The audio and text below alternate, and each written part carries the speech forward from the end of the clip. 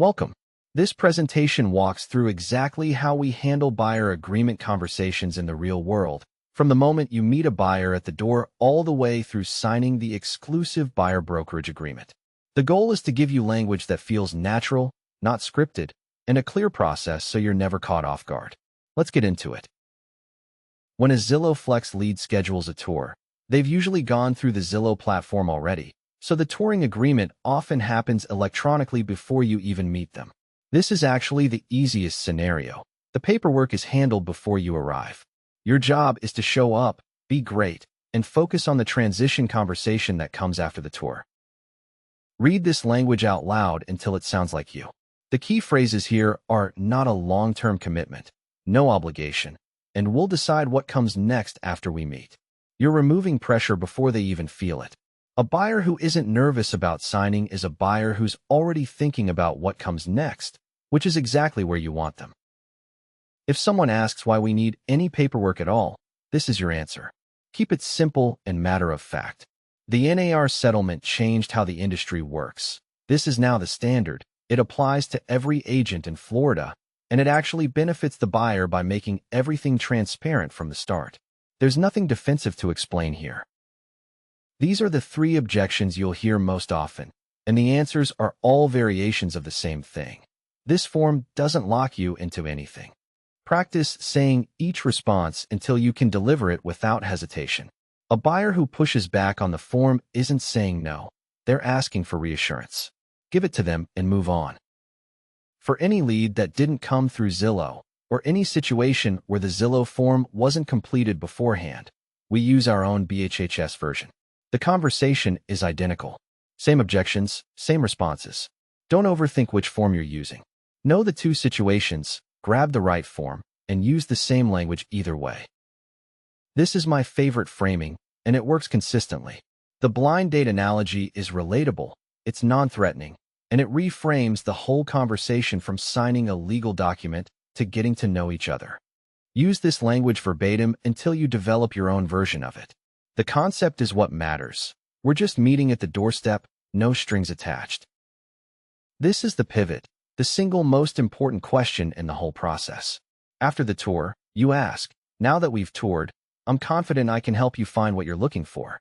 Do you feel comfortable with me guiding you to the right home? That question does 2 things. It checks for buyer comfort, and it signals that the next step is coming. Listen carefully to how they respond. When they say yes, you move smoothly into the alignment question. When we find the right home, am I representing you as your buyer's agent? That's not a close, it's a confirmation. From there you walk them into the compensation conversation and then the EBBA. It flows naturally because you've been building toward it since the front door. Hesitation is not a no. Hesitation means they need more information. When you hear hesitation, you offer to explain what the agreement actually does for them. The script here draws the contrast clearly. With exclusive representation, you're proactive and working fully for them. Without it, you're reactive. Let that distinction do the work. Don't oversell it. This is your critical fork in the road, and the question on this slide is everything. Is it that you're uncomfortable working with me, or is it just the exclusive nature of the relationship? That question separates a trust issue from a commitment issue. The answer completely changes what you do next. So ask it clearly and wait for the answer. If they're comfortable with you personally but not ready for an exclusive relationship, you offer the non-exclusive agreement. Be honest about what that limits. No active searching, no off-market outreach. You're not trying to pressure them into the exclusive agreement at this point. You're giving them a comfortable on-ramp, and you're keeping the door open to step up when they're ready.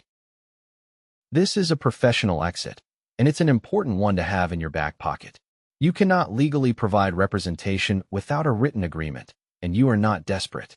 This script lets you close the conversation with dignity, leaves the relationship warm, and makes it easy for them to come back. Not every buyer is the right fit at the right time. That's okay. The EBBA has a lot of paragraphs, and buyers can feel overwhelmed looking at a multi-page document. Defuse that immediately by summarizing it in 1 sentence. It does 3 things: where I represent you, how long we work together, and how compensation works. Walk them through those 3 things in order, and everything else becomes detail, not a decision. The geography section is where agents sometimes hesitate because they're not sure how broadly to define it.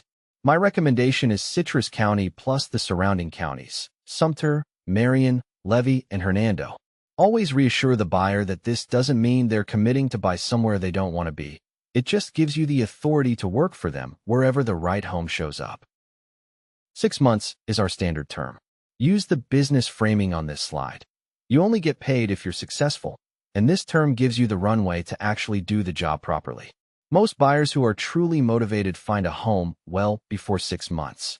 And if they find one next week, the agreement simply ends. That last part always lands well, say it. This is where agents get nervous, and it's precisely where you need to be the most calm and confident. Lead with the 90% plus stat. In the vast majority of our transactions, the seller contribution covers the buyer side compensation. The agreement documents the rate, so there are no surprises at the closing table.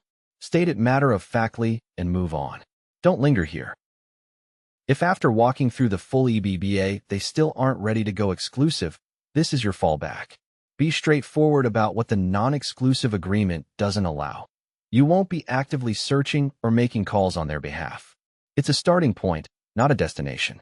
And always keep the door open. If at any point you want me fully working for you, we can step into an exclusive relationship. That invitation often gets accepted on its own.